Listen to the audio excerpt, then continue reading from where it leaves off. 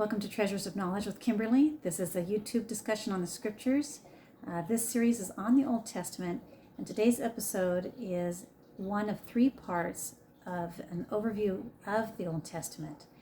Today's episode will cover Adam through Joseph of Egypt. Part 2 will cover Moses through King David, and then the third part will be Solomon through Malachi. Now, covering the Old Testament, it spans 3,600 years roughly and about 1,200 pages. So bear with me as we try to go through all this history in three short segments. But it is intended to give you an overview so that as you're reading from the pages, that you will appreciate or understand the timeline of events so that it's less confusing for you. As you're reading this year in the Old Testament, if you become confused about the events, I'd invite you to return back to one of the three parts of this series so that it will refresh you on what is happening in the sequential order of the events. Well, let's start with Adam. The story of Adam and Eve cover the first 6 chapters. Adam lives roughly about 930 years according to Genesis, and there are 10 generations between him and Noah. Noah comes on the scene about 2900-ish BC, and Noah lives about 950 years. Well, he's roughly 500 years old when God commands him to build this ark. It takes about 100 years to do so, to gather everything, and then the flood happens about when he's 600 years old. Can you imagine? He boards the ark with 8 other people, according to 1 Peter, and they are on the ark for about a year. And they are in the ark for roughly 360 days. And unless the ark is tethered in the place that it actually lands, the location of the Garden of Eden is likely in another place. And if we look to modern day revelation in an article on the Church of Jesus Christ of Latter-day Saints website, there is an article I recently read titled, "What Do We Know About the Location of the Garden of Eden?" And there we read that Joseph Smith shared with Brigham Young the location of the Garden of Eden being in Jackson County, Missouri. Well, we know that America has been referred to as the promised land for Nephi and his family.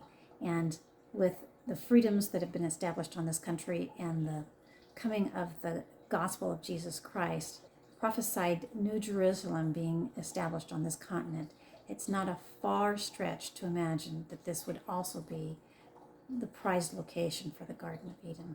Well, Noah and his family land in a place that is considered to be Mount Ararat in Turkey. And their family consists of 3 sons that we know of, Japheth, Shem, and Ham. The lineage of Christ comes through Shem's family. Noah lives to about 1900 BC, but what happens before his death is the Tower of Babel at about 2300 BC. The Tower of Babel was being built in Babylon. Now, people wanted to build it to reach heaven, and God confounds the people's languages and scatters them. It's at this point that the Jaredites gather together and build 8 barges, and they travel to America. They land on the American continent and found the city of Zarahemla. Interestingly enough, Noah is still alive at this point in time. Well, from Noah, there's another 10 generations, and Abraham is born. He's born about 2000 BC, and he lives in a land called Ur. For years, I thought this was around Babylon, but there is some discussion as to whether it's in Turkey.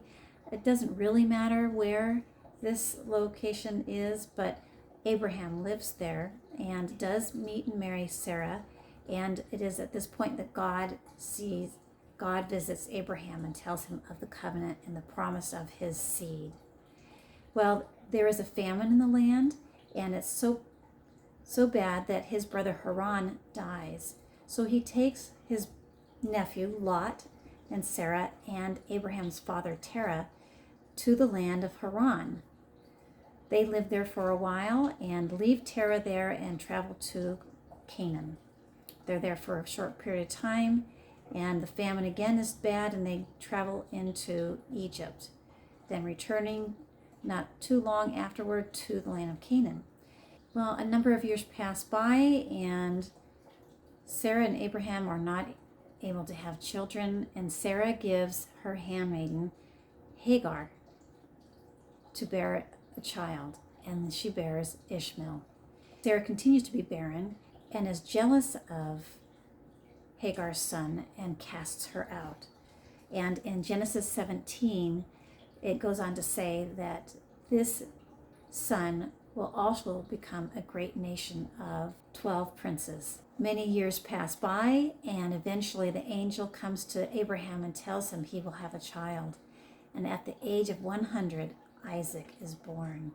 Sarah and Abraham have waited so many years for this blessing to come. Abraham is then commanded of the Lord to take his precious son Isaac and offer him as a sacrifice.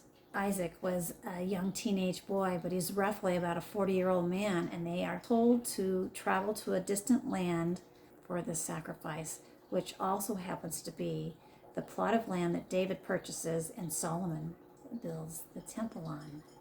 Of course, we know this was a test for Abraham, and is relinquished from having to sacrifice his son, and works to be in symbolism for God our Father and his son Jesus Christ's sacrifice. We next learn that Abraham asks a servant to go to Haran to his family and choose a wife for his son. This is where Rebekah comes to live with them, and they marry.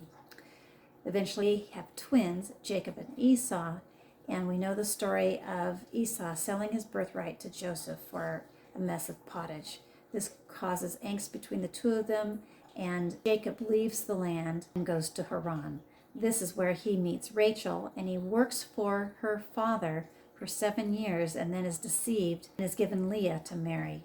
He eventually is able to marry Rachel as well, and works for his father-in-law for 20 years before returning back to the land of Canaan. Rachel is childbearing as well, and Jacob then has several children through handmaidens, and Rachel then has 2 children. It's Joseph and Benjamin. Joseph is a favored son, and Abraham makes a coat of many colors.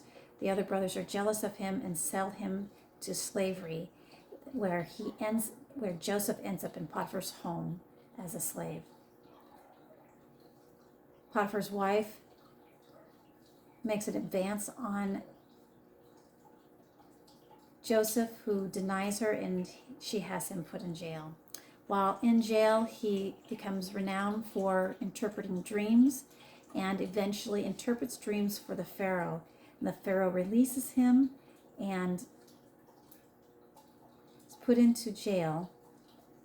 Interestingly enough, that Potiphar is the captain of the guard, and I wonder what kind of a relationship they have while he's in jail.